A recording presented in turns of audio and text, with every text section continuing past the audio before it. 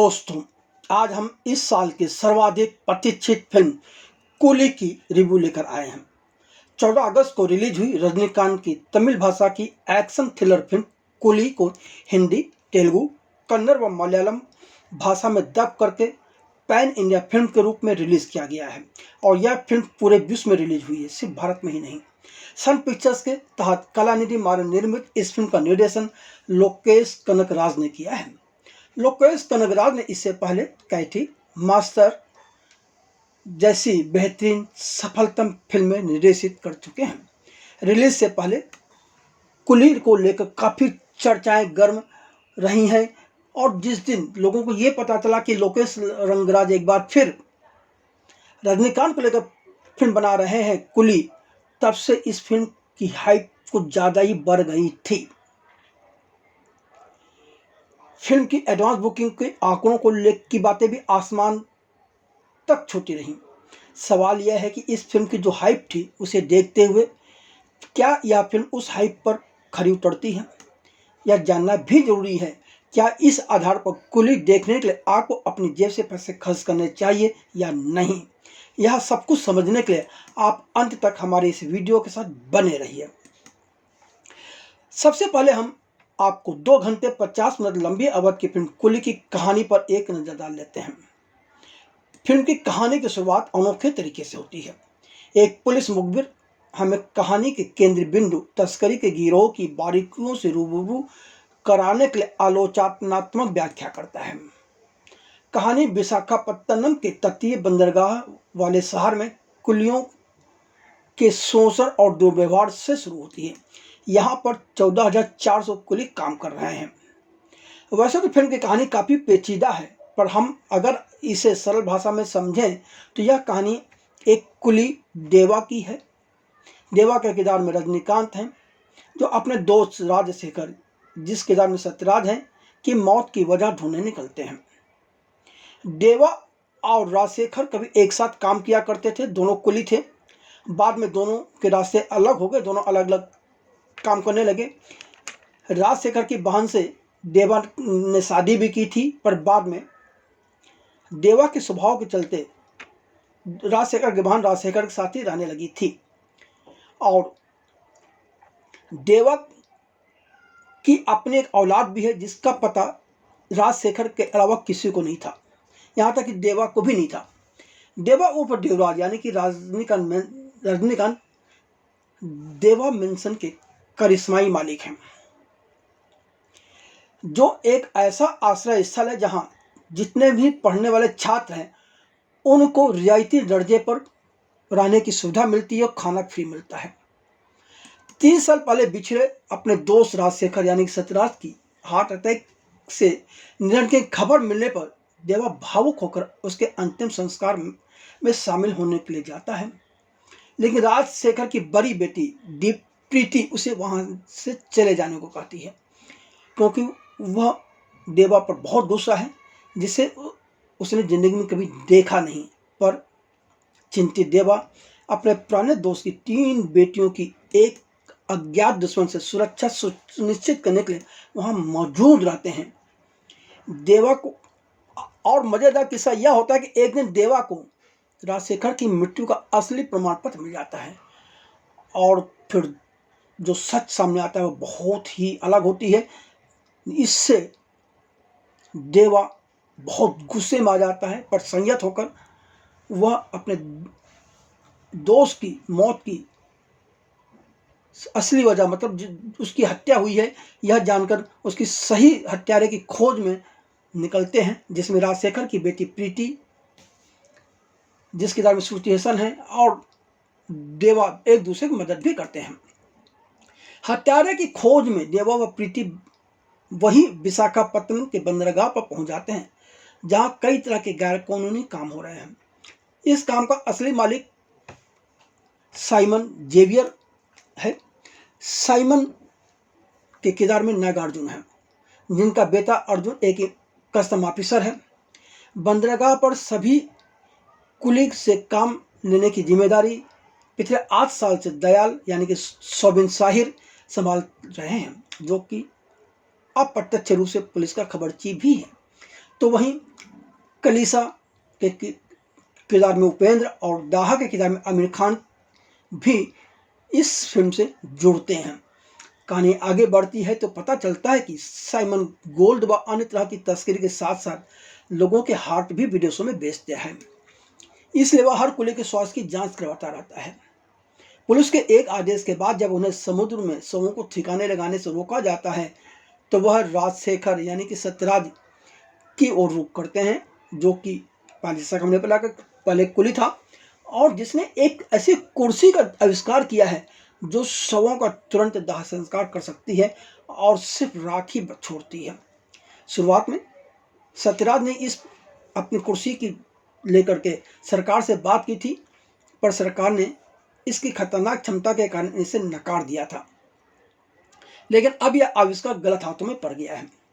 जब राजशेखर मारा जाता है तो देवा और प्रीति को पता चल जाता है कि राजशेखर की हत्या दलाल ने की है। उसके बाद कहानी कई मोड़ों से होकर गुजरती है।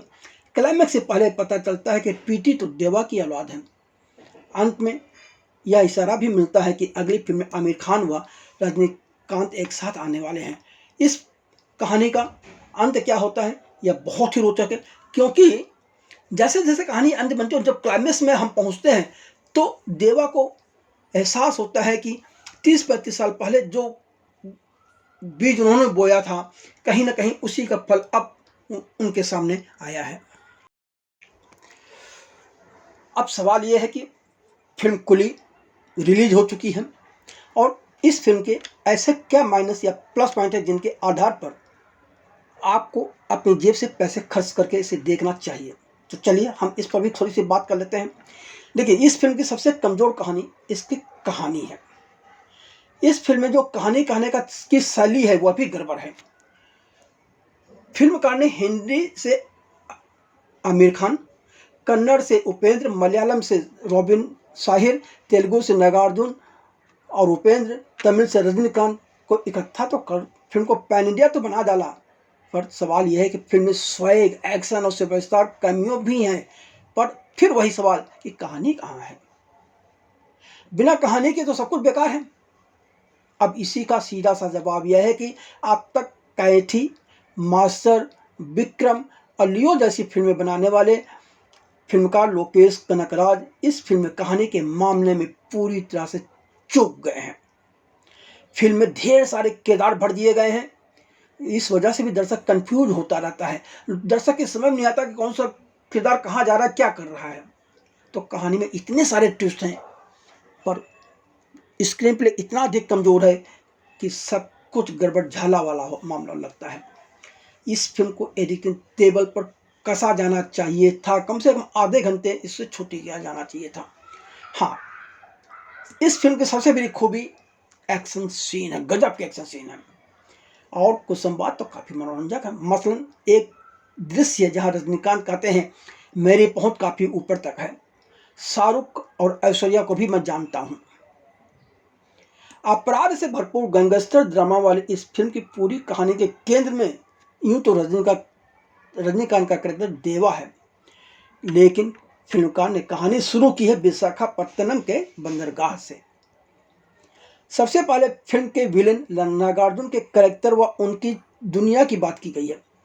तकरीबन 10-15 मिनट बाद रजनीकांत के कैरेक्टर की एंट्री होती है। यह उल्टा खेल हो गया। इतना ही नहीं, रजनीकांत के कैरेक्टर देवा की एंट्री का माहौल भी बहुत कमज़ोर है। शराब प्रकरण से देवा के व्यक्तित्व को उभारने का जो प्रयास है वह सफल नहीं रहा। इंटरवल के बाद फिल्मकार को अपनी जटिल कहानी का सिरा सुलझाने के लिए फ्लैशबैक का सहारा लेना पड़ा।